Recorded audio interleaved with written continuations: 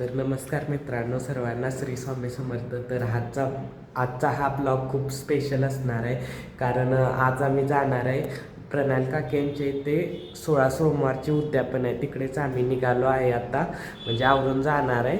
तर काय काय होतं आहे, मी तर फर्स्ट टाईम जाणार आहे असं उद्यापनाला. बहुतेक मोठं आहे उद्यापन, पूजा वगैरे काय आहे काय नाही ते मला पण जास्त माहिती नाही. मग नक्की तुम्हाला दाखवेन, त्यामुळे ब्लॉगमध्ये कंटिन्यू राहा आणि बघा पुढे काय काय होते. तर अजून मी आवरायचं आहे, नाश्ता वगैरे करायचा आहे, आंघोळ ते झाल्या, पण कपडे वगैरे घालून आवरून मग जाणार आहे आम्ही तिकडे. तर तुम्हाला दाखवतो पुढे कसं कसं होतं आहे, काय काय होतं आहे ते, त्यामुळे ब्लॉगमध्ये कंटिन्यू राहा. मित्रांनो, मी फायनली तयार झालेलो आहे.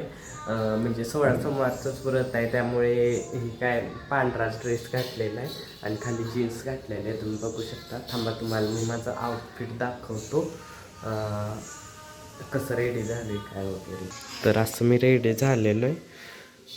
असा ड्रेस घातला आहे, इथं फक्त गोल्डन डिझाईन आहे, खाली फॉर्मल ड्रेस घातला आहे, कार्यक्रमाला निघालो आहे त्यामुळे. तर चला आता आम्ही जाणार आहे, रेडी तर झालेलो आहे.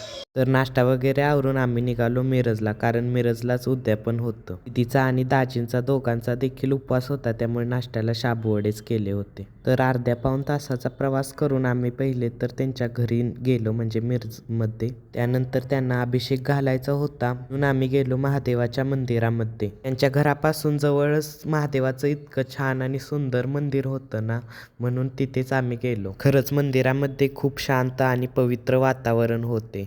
गेल्या पहिल्यांदा यांनी आदिपूजा केलेली सुकलेली फुले ही काढायला घेतली, म्हणजेच आपण त्याला निर्माल्य असेही म्हणतो.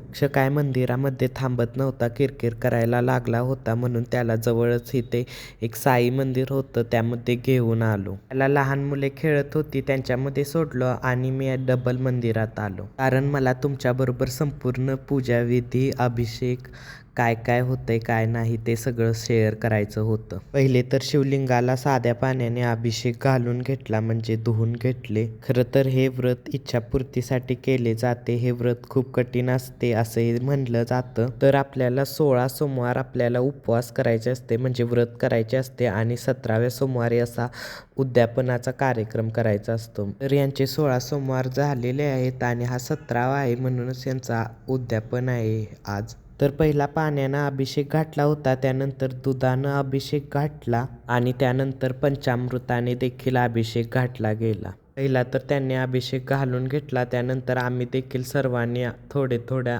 पंचामृताने अभिषेक घातला. खरंच खूप छान वाटत होतं अशी पूजा बघताना. सगळीकडे असे प्रसन्न वातावरण आणि पॉझिटिव्ह एनर्जी पसरली होती, ती स्पष्टपणे जाणवतही होती.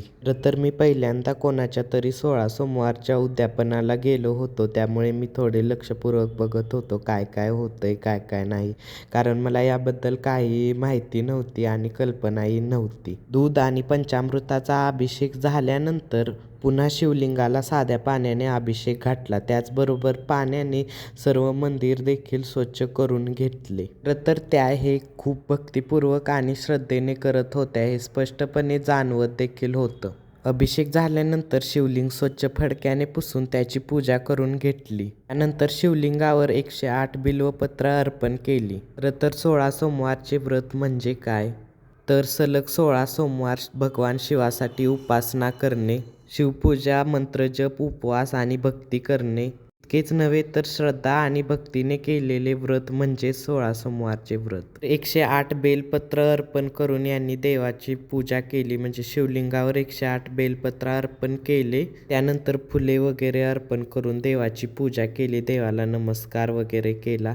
तर यांचं आपलं चालूच होतं पूजा वगैरे, पण माझं मात्र थोडं बाहेर जाऊन मुलांकडे लक्ष देणे, परत येऊन शूट करणे असं चालू होतं, कारण थोडं थोडं कॅप्चर करत होतो. लक्षवर देखील ध्यान ठेवायला लागत होतं. तर यांची पूजा वगैरे झालेली आहे, तर तुम्ही बघू शकता पूजा किती छान झालेली आहे ती. तर पूजा झाल्यानंतर तर वातावरणातील प्रसन्नता आणखीन चौपटाने वाढली होती. तर यांची तर पूजा झाली होती, आता बारी होती आमची सगळ्यांची. तर आम्ही सर्वांनी देखील शिवलिंगाला बेलपत्र आणि फूल अर्पण करून देवाचा आशीर्वाद घेतला. एक एक करून सगळ्यांनी देवाचं दर्शन घेतलं आणि पटपट गडबड करून आवरून घेतलं, कारण आम्हाला पुढे देखील जायचं होतं.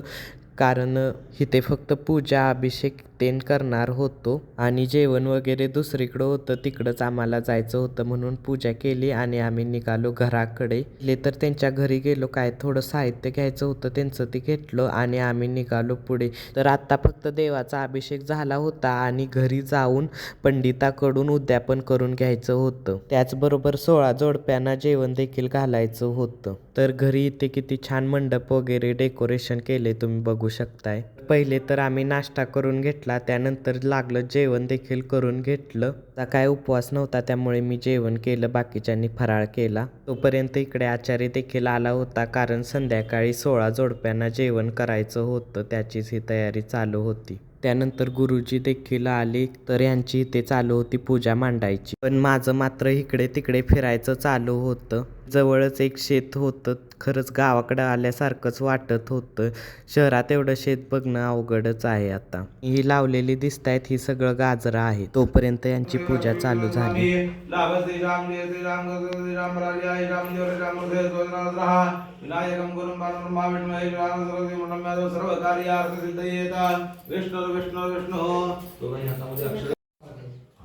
आता 16 सोमवार माझं पूर्ण सगळे झाले. आता 17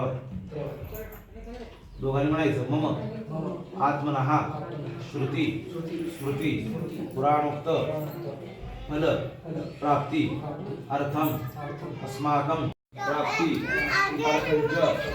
संपूर्ण अपवित्र पवित्रो वा सर्वावस्थांगतव्वा यस्मरेत् पुंडरीकाक्षं सभायाभ्यन्तरं शुचिः सर्वमिति पूजा द्रव्याणि संप्रोक्ष आत्मा समर्पयामि गेयाचमनीयं समर्पयामि स्नानं समर्पयामि स्नानान्तरेण आचमनीयं समर्पयामि ओम तत्पुरुषाय विद्महे महादेवाय धीमहि तन्नो रुद्रः प्रचोदयात् पाचमचे पंचामृत शंकराय ओम तत्पुरुषाय विद्महे महादेवाय धीमहि तन्नो रुद्रः प्रचोदयात्. ते प्रसाद हा मलिदाचा केला होता, कारण असं म्हणतात सोमवार सोडायला मलिदा करावा. तर मलिदा म्हणजे काय, तर चपाती, गूळ आणि तूप सर्व काय मिक्स करून कुस्कारणे म्हणजे मलिदा. देवाला नैवेद्य दाखवायचं यांचं चालू होतं. नैवेद्य वगैरे दाखवून झाला, त्यानंतर सर्वांनी मिळून आरती करून घेतली देवाची. खूप छान आणि सुंदर असं वातावरण तयार झालं होतं. कार्यक्रम देखील खूप छान झाला होता आणि पूजा देखील गुरुजींनी खूप छान अशी मांडली होती, त्यामुळे सगळं वातावरणच भक्तिमय झालं होतं. पाहुणे देखील बऱ्यापैकी जमले होते, त्यामुळे सर्वांना आरतीचा लाभही घेता आला. खरंच खूप छान असा कार्यक्रम चालू होता. देवाची आरती झाल्यानंतर सर्वांना आरती दिली, आम्ही देखील आरती घेतली. त्यानंतर सर्वांनी एक एक करून देवाचा आशीर्वाद घेतला, देवाला फूल वगैरे वाहून. तर आम्ही सकाळी आलो होतो इथे आणि आता संध्याकाळ होत आली होती आरती वगैरे व्हायला.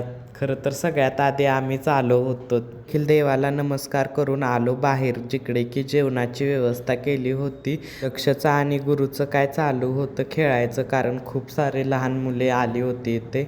तर सगळी 16 जोडपी आल्यानंतर पहिले तर त्यांचं पूजन वगैरे करून घेतलं, त्यांचा आशीर्वाद घेतला. मी आपलं लक्षला घेऊन बसलो होतो, कारण दिदी देखील जेवायला बसली होती आणि तो जेवूनच देत नव्हता दिदीला. त्यामुळे आपलं त्याला घेऊन काय होईल तेवढं, शक्य होईल तेवढं शूट करत होतो. तरी ते सर्व जोडप्यांना ईश्वर स्वरूप समजून त्यांची पूजा वगैरे करून घेतली.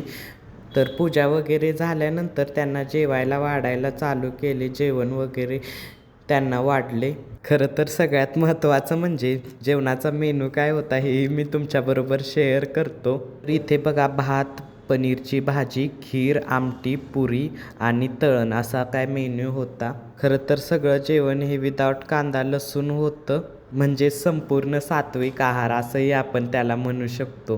तर इथे बघा सगळे जोडपी जेवायला बसलेली आहेत आणि इकडे आहे सगळी चिल्लर पार्टी. त्यांचं आपलं जेवण करायचं चालू होतं, मी आणि आपलं त्यांचं शूट घेत होतं. आपण लागली होती भूक, पण यांचं झाल्याशिवाय तर काय आपल्याला जेवण मिळणार नव्हतं, त्यामुळे मी आपलं शांत होतो.